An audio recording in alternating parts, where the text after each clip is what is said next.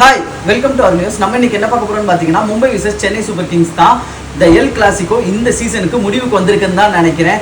சென்னை மும்பைட்ட 9 விக்கெட்டுகள் வித்தியாசத்தில் படுதோல்வி அடைஞ்சிருக்காங்க. மும்பை சென்னையை கசக்கி தூக்கி எரிஞ்சிட்டாங்க அப்படின்னே சொல்லலாம். சிஎஸ்கே சூப்பராக பேட்டிங்கை ஸ்டார்ட் பண்ணாங்க. அவங்களுக்கு ஒன் டவுனில் ஆயுஷ்மான்டேன்னு ஒரு பிளேயரை புதுசாக இறக்கியிருந்தாங்க. செம்மையாக பிக் பண்ணாரு, நல்ல ஷாட்ஸ் மேக் பண்ணாரு. ஆனால் துரதிருஷ்டவசமாக 30 ரன்களுக்கு மேலே அவுட் ஆனாரு.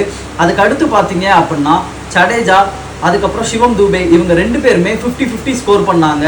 சூப்பர்பா சிவம் தூபே லாஸ்டா டேக் ஆன் பண்ணாரு. ஜடேஜா லாஸ்டா நல்லா பினிஷ் பண்ணி கொடுத்தாரு. இதன் காரணமா 176 ரன்களை சென்னை சூப்பர் கிங்ஸ் எடுத்தாங்க. 177 மும்பைக்கு டார்கெட்டா செட் பண்ணப்பட்டுச்சு. ஆனா மும்பைல இதுல ரோஹித் சர்மா எக்ஸ்ட்ராடினரியா பெர்ஃபார்ம் பண்ணாரு, ஃபார்முக்கு வந்துட்டாரு அப்படின்னே சொல்லலாம். அவர் ஒரு 70+ ஸ்கோர் பண்ணாரு. அது போக சூரியகுமார் யாதவ் சூப்பர்பா ஷாட் மேக் பண்ணி அவரும் 50+ ஸ்கோரை எடுத்தாரு. இதன் காரணமா அவங்க ஈஸியா சென்னை சூப்பர் கிங்ஸை தோக்கடிச்சாங்க.